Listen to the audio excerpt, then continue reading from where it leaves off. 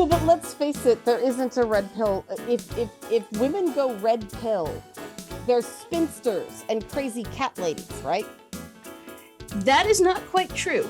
I've recently learned a bit about some of the red pill women, and I could go off on that. How does red pill women work? Red, and it's kind of the trad wife idea. Um, Wait, a but lot of trad them, wife is connected to men. Red pill men are no women bad. it unless she's saying what they want to hear, essentially.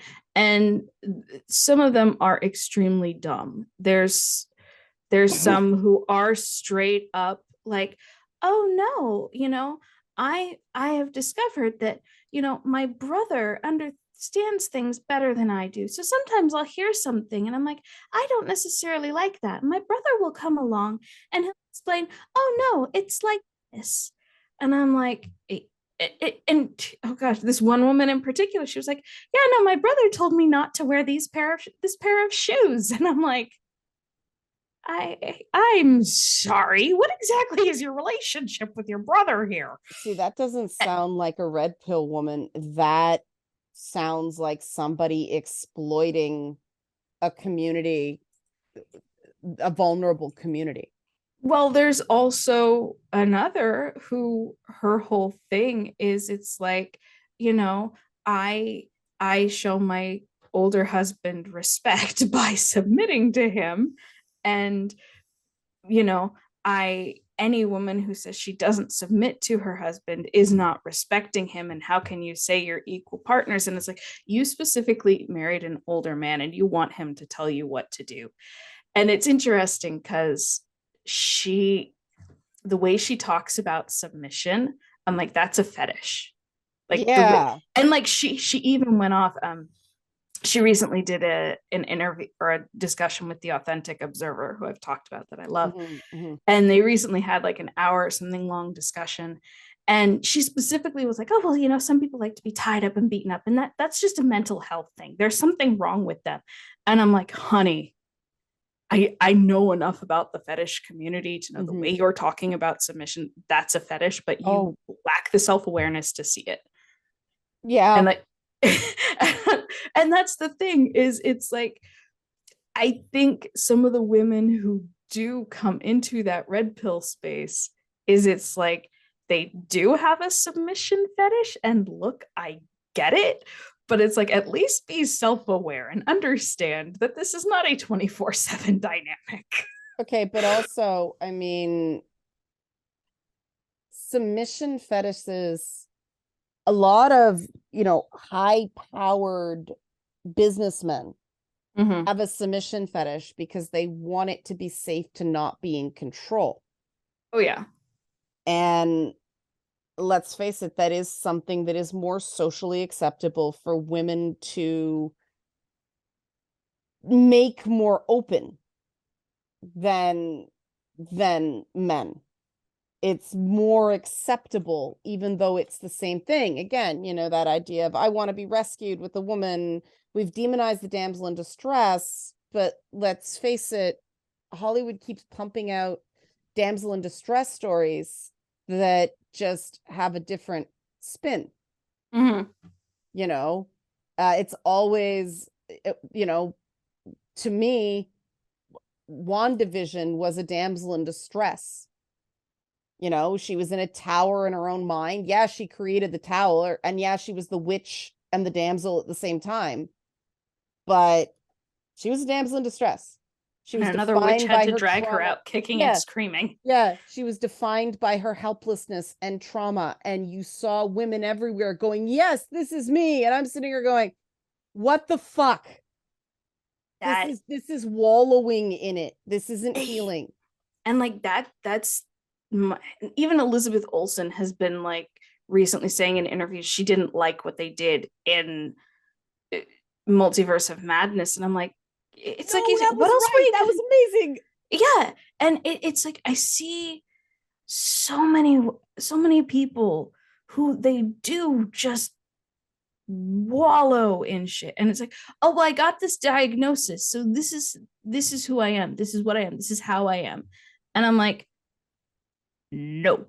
A diagnosis is supposed to help you figure out exactly which coping mechanisms will help you have a better Right, life. You're right. not supposed to take that label and use it as an excuse to be the worst person you can be or to But get away with as much as possible. but again, you know, um, men, Tony Stark technology is the villain in the original Iron Man. Mm-hmm. Tony Stark was his own villain in the first movie, and it resurrected Robert Downey Jr.'s career. The Hulk is essentially the monster in Bruce Banner's story. Now it comes from there, but that is Jekyll and Hyde. Yeah. Men And are allowed to be the bad guy. and She-Hulk has never been allowed to have that Jekyll and Hyde story. And I think originally there was a bit more of it. And I think there was a bit more contrast between Well, what I thought it was kind Jen of would. I thought it was kind of funny that they stated the canon explanation for why She-Hulk doesn't have Hulk smash, and people called it woke. Because that I is what the mean, books say, that she's angry all the time so she can handle it. I would have preferred to see a story that dealt with female rage, and I think it does come back to She-Hulk in the comics. It's we couldn't have a woman go off like that. We couldn't have a woman do the Hulk thing, so she Well, automatically okay, had to have more control. let's face it, it was a bunch of men writing a female character who was like, oh, we're going to make her aggressive by fucking everything that moves, Yeah, and it's with no I understanding of what that would do to a woman in other aspects of her life. yeah, and it also raises the huge question of how much autonomy does Jen have when it comes to She-Hulk, and is how much regret is there afterwards? And I think Well, yeah, that would I be. mean, everybody went kind of bonkers, rightly so, on Wonder Woman 1984, where they used another guy's body for Dead Mhm. Steve Trevor booty call.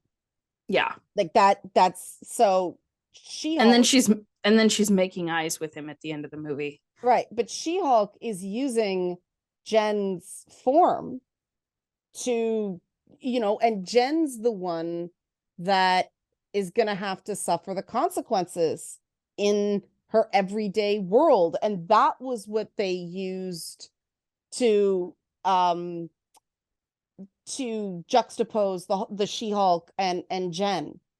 And I know I've talked about this before, but it drove me crazy when she just banged Tony Stark and Tony, why do you get to do this and I don't? Like, that's such a man's writing, because every woman on the planet knows why. Ma'am, go watch The King and I. Yeah, There is a single line in that yeah. movie that explains the whole thing, But the women entire know. mentality. Women don't no women don't need a man to tell them the slut dynamic. No, That was a guy. I think so many guys, when they write these characters, I see it all through the MCU stuff. When they write these characters, they feel like they have to stand in solidarity, like I said with Druckmann on The Last of Us, and they just make it worse, right? They yeah. just make it worse because they don't recognize. Women will say to men angrily, why do you get to do this and I don't? But they're not going to do that right after sex in that way, because that you want to think about that as little as possible. Uh and it was so very inauthentic.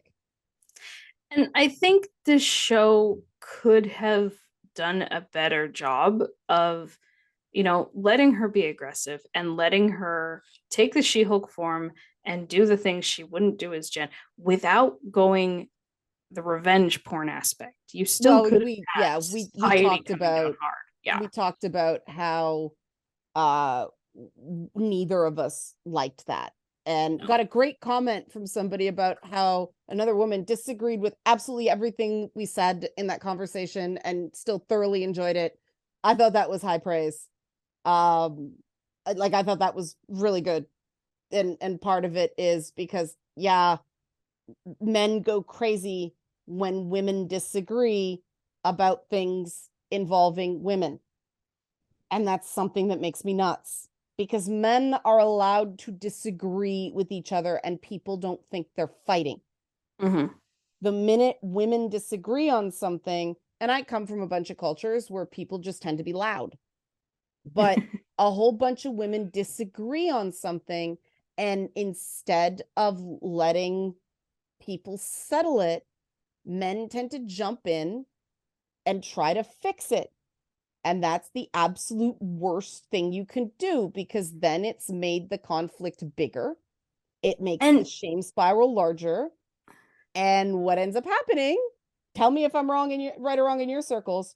What ends up happening that I've seen is everybody just shuts up because it's become too big a deal. Nothing gets solved and the resentment just grows. yeah. Okay, so you had the same thing. It drives me fucking crazy. And, in a recent Manly Monday, you asked, like, do guys want people to fix things for them? Yeah, Like, yeah, I that, realize like I better not assume anything. yeah, that's such a valid question because it's like, there is the old thing where it's like a woman doesn't want you to fix her problems. She just wants you to listen. Right. And it's like, so guys, do you want us to try and fix things? Because like we can help, but at the same time, a lot of men don't listen to their women when they try to help, which Well, that's the thing. I realized that was an assumption, and maybe men just don't feel like they can. Well, we know men, it's very fraught mhm, asking for help.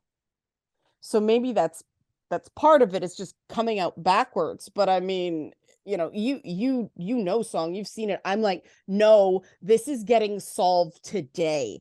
I'm mhm, that kind of person. And that is seen as aggressive, but mhm, it's not. It's me going, I don't want everybody to walk around carrying around a whole ton of awful because they don't feel like they don't trust when someone says, I want to know. And there are really good reasons for that. mhm. But is that is an issue. That is an issue that really it affects men and women differently. But again, this is two women talking, so we're going to talk about the way it uniquely affects women. Yeah.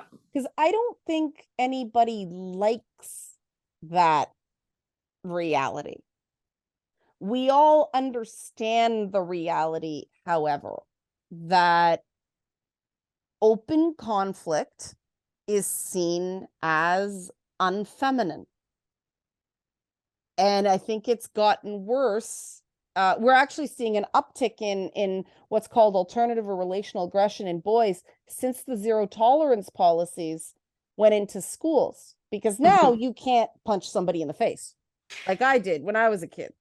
And I've talked about, that Robert E. Howard quote, Mm-hmm. civilized men behave more poorly than barbarians because they know they can get away with it without having their skulls crushed in. Right. Which is why I'm kind of like, I'm proud of my sister for just clocking the kid on the schoolyard because it's like, you know, she drew a line Yeah. and that kid never messed with her again or And her it friend. and it shouldn't get to the point where it becomes violent. I think we all agree with that. We should teach, and I know I'm saying a lot of shoulds here, but these are actually the exceptions. We say, riots are the language of the unheard. Mhm. It would be better to create environments where people are heard, and so they don't feel like they have to resort to that. That is ideal. I think though, whenever something goes, this is bad no matter what, you cause more problems than you solve, because then people just don't, they wither up and they die. Mhm. There's all this, it's, I, this is me personally, but I'm so sick of the I'm being silenced riff. And not because I think sometimes it's not true, but it's another one that I don't know if that made any sense.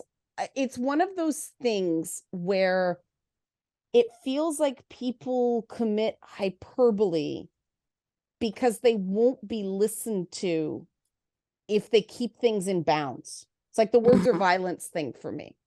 Yeah. Hurt feelings matter. Hmm.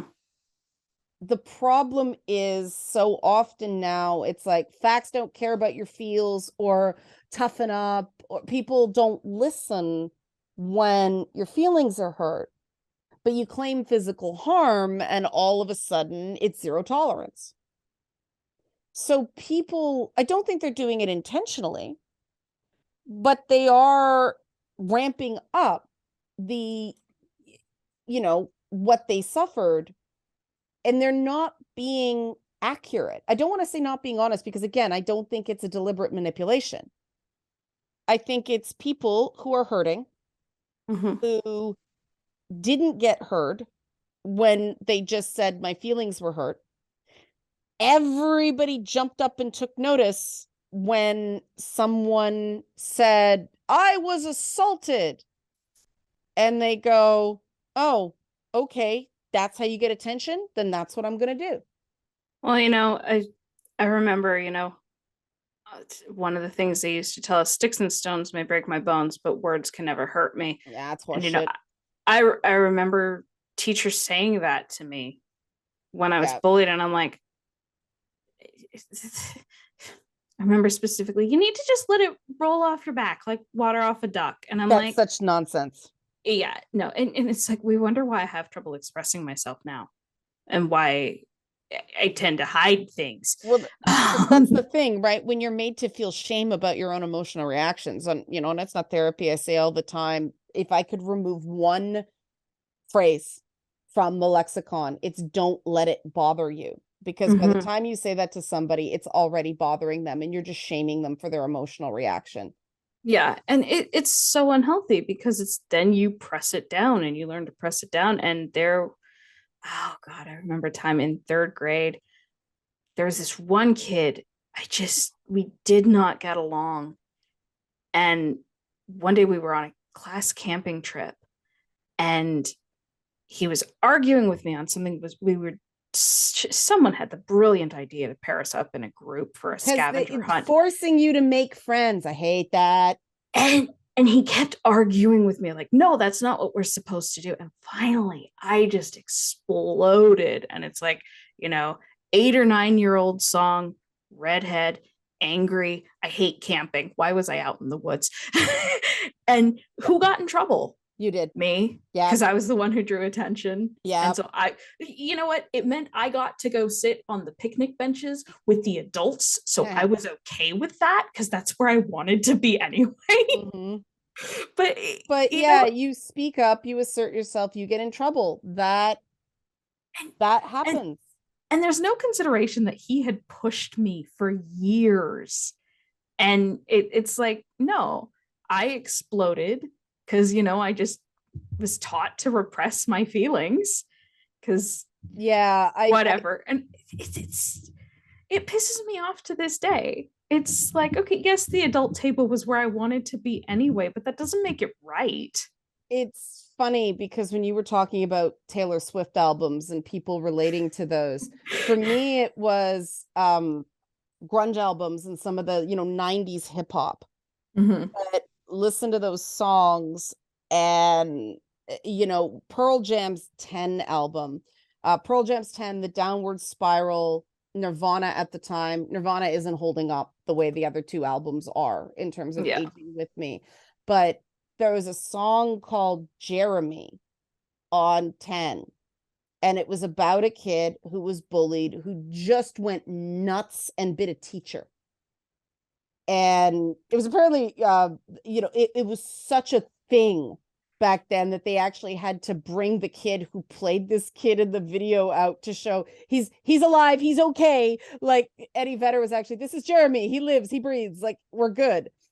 But it was about just that a kid is picked on and picked on and picked on and picked on, and he will just explode one day. Yeah. But you never hear a Jeremy song about girls. I mean, Janie's Got a Gun was probably the closest one, and of course that's about abuse by an adult, not other kids. Yeah. I remember my song that I really related to when I was like 11 or 12 was Nobody's Home by Avril Lavigne from her second album. And it's like It's I all look right songs. it's I look back at what that said about my mental state. Yeah. And it's like so much makes sense now. It's like, oh, I I was desperate. And it's For like I what? was wanting to be okay, I think, and to not Mm, hurt. okay. Because like we were actually homeless at Yeah. that point. We were living with my mom's dad, and just my life had been pulled upside down when my mom divorced my stepdad. And I am being very open and honest in this conversation Hmm. today. um but yeah, just all these things, and just being bullied in school and feeling alone. And Yeah, I mean, we don't talk enough because it's that, oh, just don't let it get to you. Get over it. Grow a thicker skin. We don't talk enough about what childhood bullying does, because it changes the path of your individualized development. Because and when I you're a kid, you can't be expected to shake it off the way a Taylor Swift song tells you to. You're No. not. Your entire self-image is based on the approval of other people. Yeah. And childhood bullying also cuts right to the quick. It's we talk about how kids are brutally honest, and we Hmm. see that in bullying too, because it hits something foundational. It hits something you Hmm. can't change.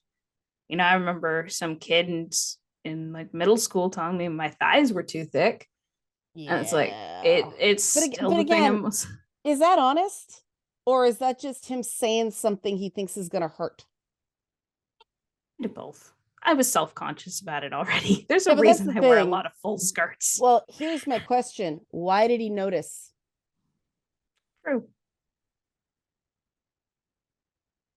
Because I find a lot of, back then they used to say, oh, it's the boy pulling the girl's pigtails. That used to be a shorthand. I mean, that would be considered physical assault today, but that used to be a shorthand for, oh, he likes her. So why was some dude commenting on your thighs? Probably because he had a reaction that made him feel out of control. Ah, makes sense. Yeah. And that's the thing that isn't, because it's so shameful when we're young. We don't tell anyone, especially not our parents, because we don't want to disappoint our parents by being flawed humans. And this is a complicated one, but that's why I'm not in favor of these mandatory reporting laws. Mm-hmm. I I don't think it should be coerced. I think that we need to do better at having teens want to seek out an adult to talk to that isn't their parents, and have some, I mean, vet the person. But I don't think it's healthy to insist that everything goes to a person's parents. And I know parents hate that when you And say, here's the thing. You need to talk to your kids. yeah, Like, and it well, you need can't. to listen to your kids too. Yes, Yeah. but it's like you need you need to listen to them, and you need to be able to have equal conversations where it's not just you lecturing or saying this is how it will be, but it's like talk to them about the little things and prove you care. Like if they talk about music they like, find out what they like about it, listen to the music, remember the names. Yeah. That's a big one. I have a coworker who was like, "Oh yeah, my daughter's listened to Taylor Swift. I have no idea what her music is like." And I'm like, "Well, Well, one, that's what rock are you living under? Two, yeah. your kids like something and you didn't look into it. That's so weird I to me." I noticed that with these, oh, concerned parents, Andrew Tate, boy, went wrong. In every single instance, the kids started quoting Top G, and the parents just went, oh, that's weird, and didn't look into what their kids were watching. Mm-hmm. I don't understand that. When my friends' kids play a game I haven't played, I check it out. I at least look up some videos on YouTube so I Yeah, can talk to them about it.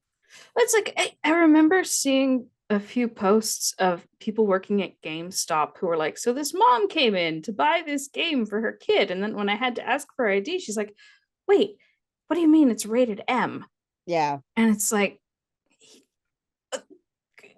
we have Google. It's like we have I'm more resources than we've ever had before to this learn is about things. this is a hilarious story.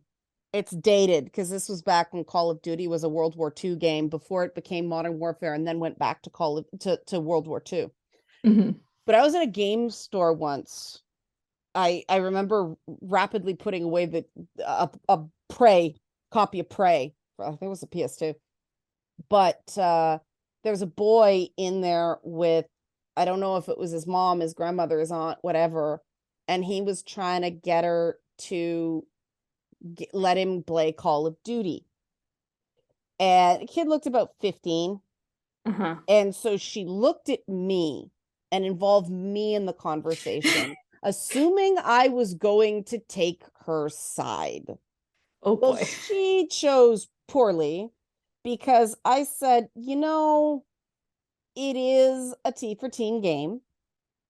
But he's over 13, right? Yeah, okay. Mhm. So the thing about these games is they are set in historical locations and they do teach major battles in historical warfare. They're not just mindless, they do teach some history. And the kid looked at the lady, goes, "You see?" And she gave me such a look of death.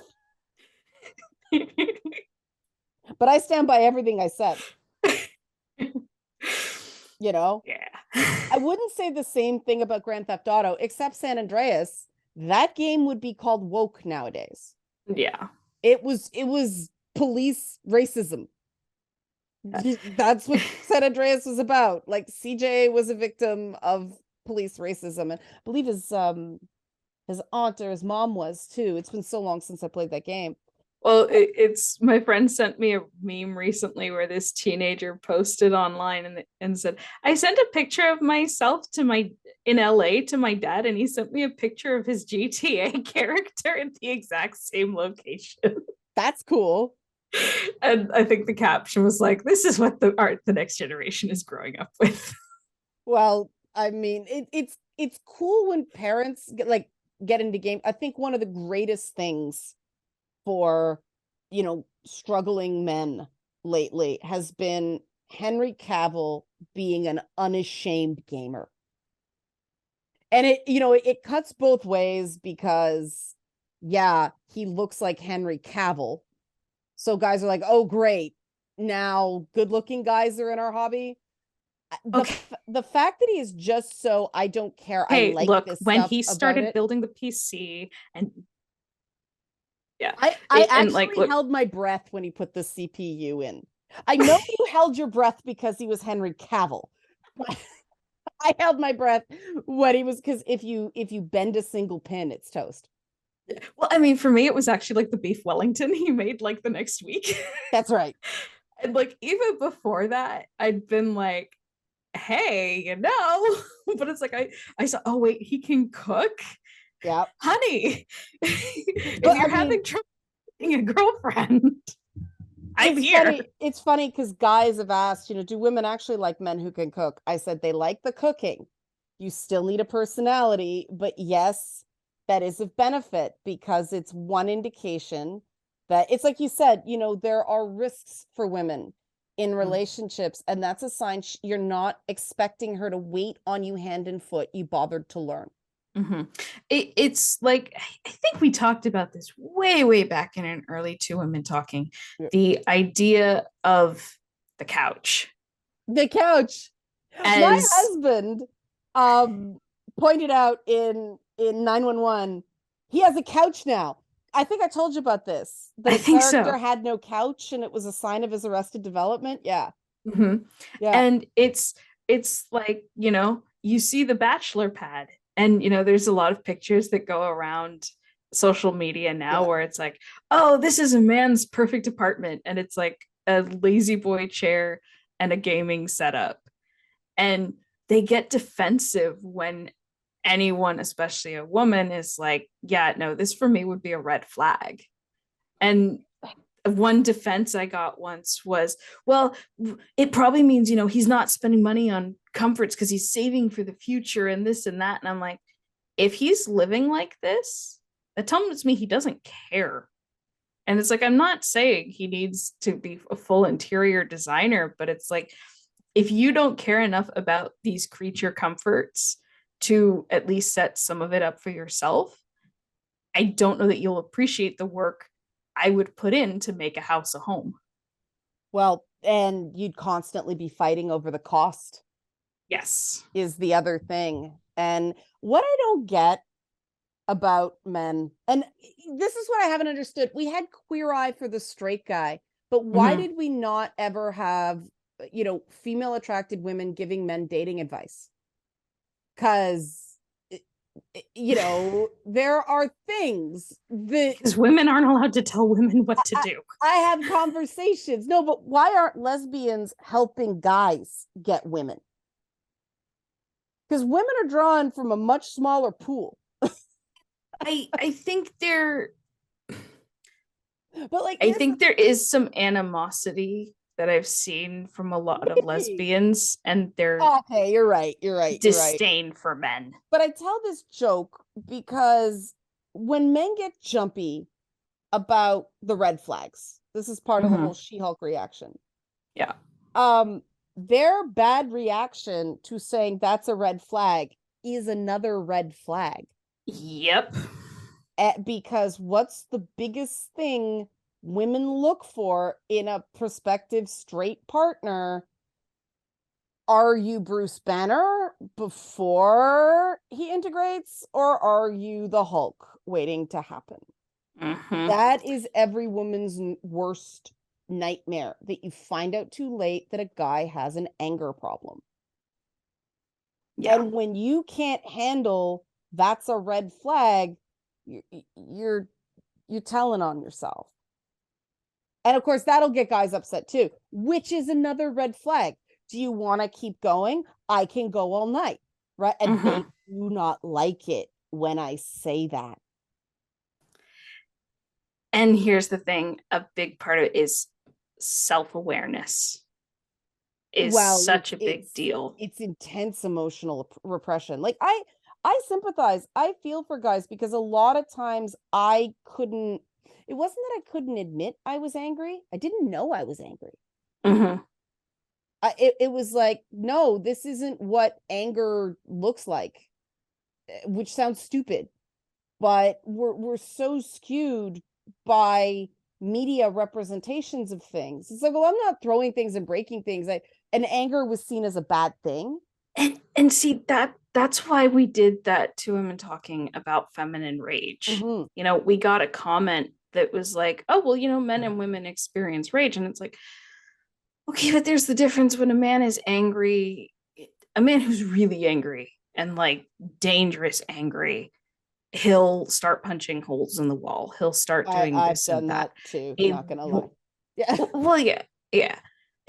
So have I to some extent. Yeah. But when a woman gets angry, she's gonna start thinking about poison. And how do I get away with this? I think okay, I'm just gonna say this, and this says a lot about me, and I know you know this. One of my favorite shows a few years ago was a British show called Domina, which was about Livia Drusilla, who was the wife of Emperor Augustus, in the Roman Empire, and there was only one season. I'm still so mad about that. Livia Drusilla is known for poisoning people to keep her husband and later her son in power. Mm-hmm. And I Mm-hmm. loved that show so much because it's like it showed that, she was his advisor, which is historically accurate. And, Mm-hmm. he would come to her for, Mm-hmm. to consult her on political things. But it's like there was also that, how do we get him in power? How do we keep him in power? What do I have to do to get this rival out of the way? And I'm like, yes, I love that feminine power. Well, and It's dangerous and deadly, but I still enjoy it. well, one of my big issues with Game of Thrones was they constantly said poison is a woman's weapon, right? And then Tyrion gets blamed for Joffrey's murder. Yes. Can we please have consistent misogyny, George R. R. Martin? Like, that's a joke, people. People are going to be so mad at me. They don't reckon.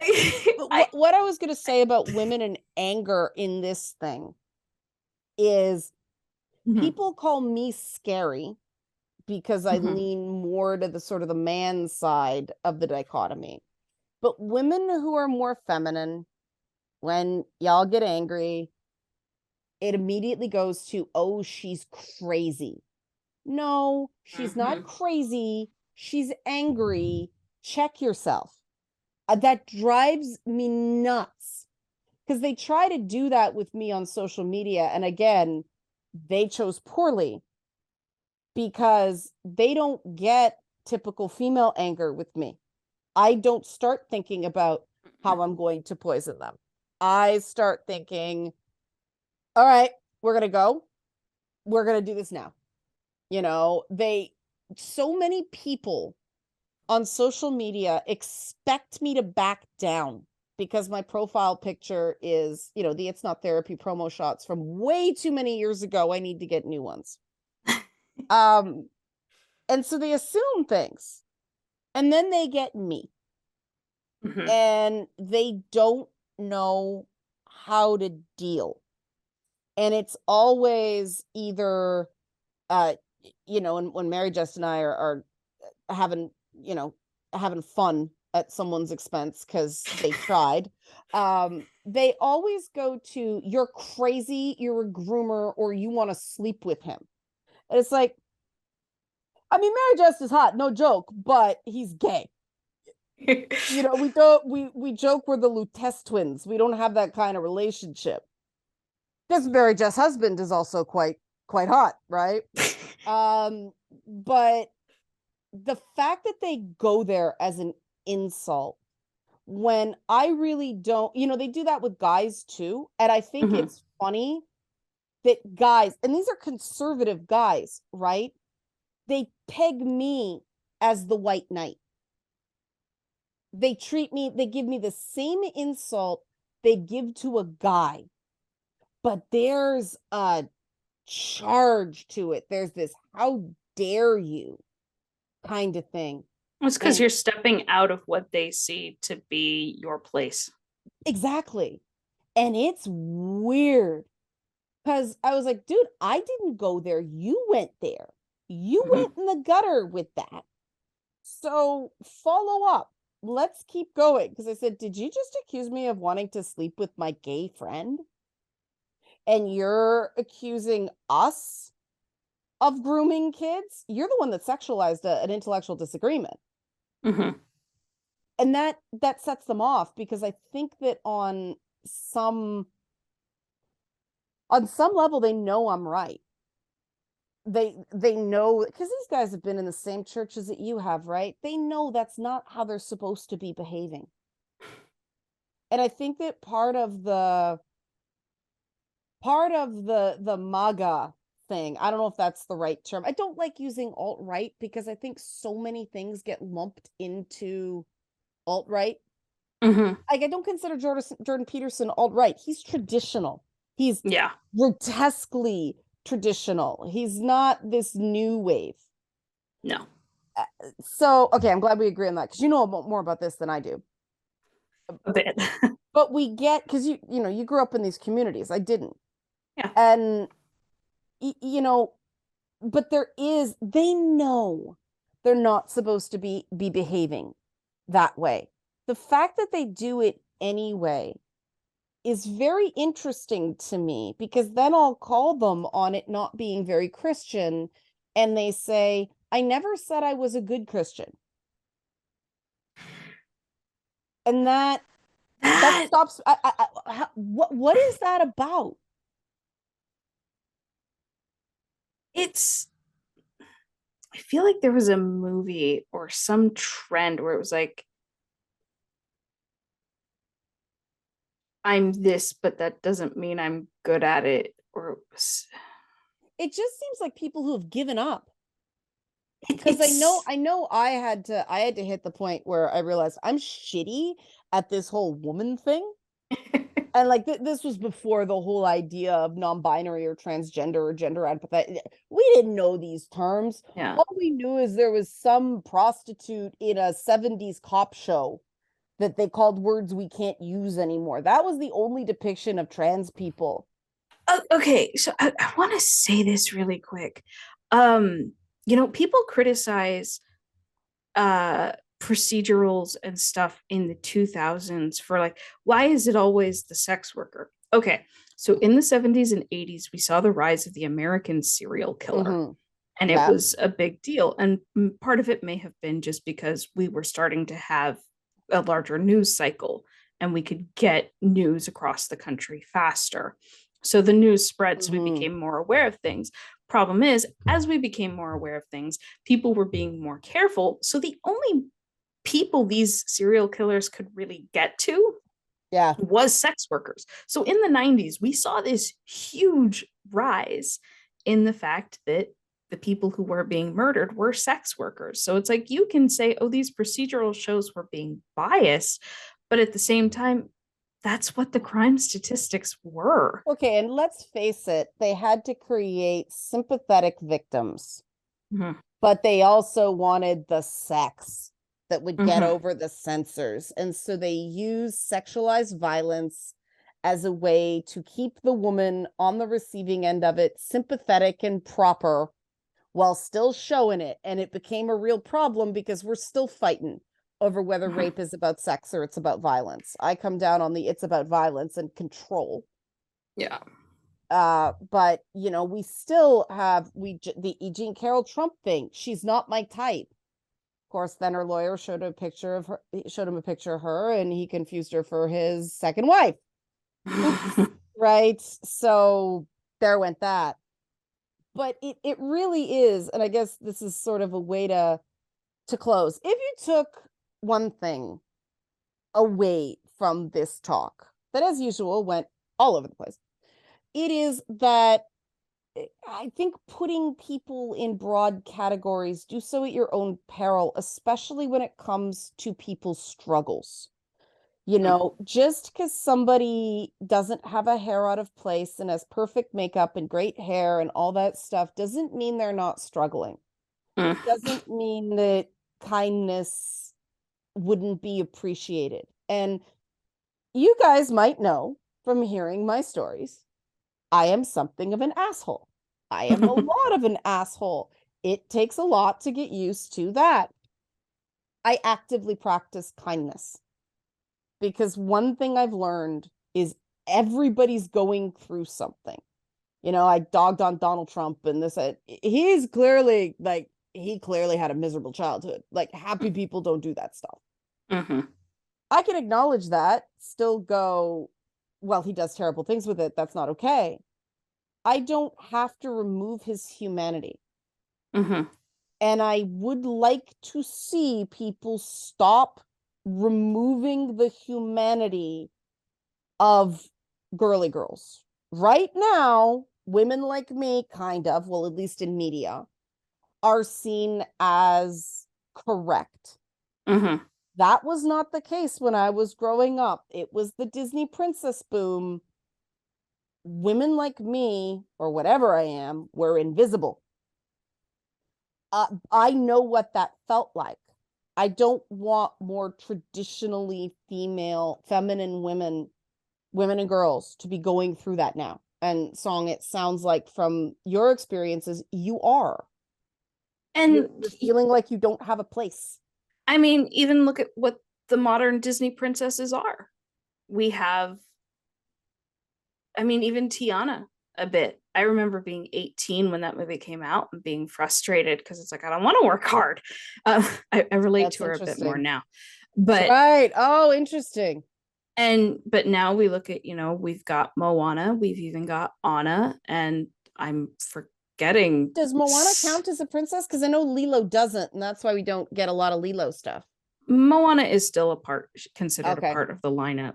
Okay. And it's all this, you know, we're not allowed to have a love interest anymore because a woman isn't allowed to be saved by a man. And plus, the Disney princesses are still like 16, 17.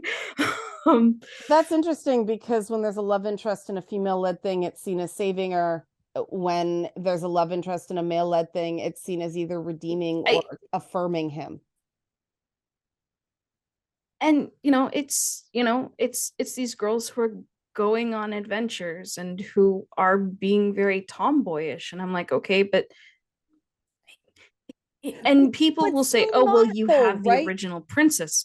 Hmm? But it's that thing you said that it's in the middle, right? Because it drives Mm-hmm. me crazy that, oh, they're going on all these things and they're doing things that make you sweat, and It'll look good. it not a hair out of place. And it's like the not a hair out of place doesn't bother me. I did like when Moana put up her bun. I thought that was a nice touch. That was an animation though, right? It's not the same as live action. True. Although doing a live action Moana with Dwayne Johnson and I'm Okay, sorry, I how don't good would remember. that be? They're doing it. Really? Yes. And I'm just like, "Oh my god, why?" Like it could be fun, but it's also like Disney. Well, It was 7 years ago. oh, I guess, well, how long do the copyrights last? Isn't it supposed to be like 70 years? Well, I know that the reason they started doing the 90s live action ones is uh because copyrights were coming up and they I understand the copyright argument, but it does still feel so recycled at this point. It's like just do something else. So, I but yeah, wonder if they're having trouble getting live like features turned around the same way and the live actions are just, I don't know, easier to produce or something. There's got to be a reason because I everybody's groaning at them. well, they still make money, but also everyone's doing it. It's like they're remaking Fatal Attraction. They're doing a Beetlejuice. I mean, I'm remaking Fatal Attraction is not a great idea. but it's so many of these it's reusing so many IPs, and I'm just like, Well, that's because they have to copyright everything and they want to reuse them instead of spending more money on something new. I get it, but I still don't like it. Actually, that's probably what they're doing with Moana as well, is they want something more for the Polynesian pavilion at Disney World. She's And already there. but She's in the Magic Happens parade. live action makes it easier to hire somebody, right? True. Like you can update the costume and do this, do that, and push, AAPI representation because that's it. It's live action AAPI representation. I guarantee you that's what it is. And I'm fine with that. Yeah. I just want them to do something new. Oh, I agree with you. I'm not saying I think what they're doing is good. I'm just saying this is why. And on that note, we are diverging off of topic. So I guess we'll say goodbye. Oh, you got one more thing to say? So just what I was saying is it's like I want more feminine characters and we just don't see them. And it's like, if I can show my own book, I have feminine characters. I have a female gladiator. I've got female soldiers. There's a reason I did that. It's so you can because have the girls in the ball gowns and everybody's represented. exactly. Right. Yeah. And you're not going to represent absolutely everybody in the same movie. That becomes an issue. I hate it when people go, yeah, but what about, I really thought the West Side Story criticisms sucked. I get it, but I was still like, oh man, it's finally Hispanic representation, and you complained it was all white Hispanic. Okay, probably a fair point. Still, can you let him have a moment where it's a step forward? Maybe it's not a leap, but it is a step. Can we say I wish we could have more, but celebrate the achievement too? I just don't think it's good for minority and women creators if people are always looking at the imperfections and not what they did well. Yeah. And I mean, the same thing happened with In the Heights. Yeah. Sorry. Yeah. That was the one. Yeah. Getting it wrong. It was In the Heights. Sorry. Yeah, you're right. I know it was a Lin-Manuel Miranda thing. Yeah. And No, he wasn't he involved in handled West it. Side Story. He handled it classy. He did the right response. But I was sad for him because he's Puerto Rican. Of course he knows. Just you cannot absolutely get everybody in at once and say, okay, next time would be nice. But give the guy his flowers, Yeah. It's like when they complained about Crazy Rich Asians and the fact Yeah. that the main guy in that is like only half Asian. But It's like, look at the Renaissance. Look at the surge that movie inspired, because it showed that people would go to see Asian people in a non-martial arts film. love that movie, by the way. Also, that was the first time I ever saw Michelle Yeoh. You're kidding. You were that late? Mm-hmm. Okay, then it's a great movie because she's amazing. I love her. I'm so excited for the fact that she is like top of Hollywood. Yeah. That's so She's important. they're doing the new Disney Plus movie Chinese Born American, and she plays a literal goddess in that. Oh, that's pretty cool. I mean, it's the same part she played in Shang-Chi, but who cares? She's getting paid. Yes. Who cares? She's getting paid. I Yeah. love her. And you get to see her in a hanfu. So Yeah. I'm like, Yeah. that's a huge bonus. And what's funny is she was a dancer. She wasn't actually like, she learned the martial arts. I thought can that see was that. so cool to find that out. I just, because she's somebody who can do the goddess thing. She can do the traditional Asian look, but she's also such a badass, and that is her. She just comes by it naturally. It's so authentic. I love her. So we end on Michelle Yeoh. Works for me. I'm good with that. Okay, thanks for listening, watching Two Women Talking. Check out Calidus Chronicles Volume 1 on Amazon and Barnes & Noble. If you've bought Calidus Chronicles, you liked it, please leave a review. It helps. Anything else, Song, you want to talk about? I think that's it. All right. Oh, yeah, and if you can go to nottherapyshow.com and join the It's Not Therapy mailing list, I'd appreciate that. Hey, I promoted my own thing. Go me. And until next time, hope you enjoyed Two Women Talking.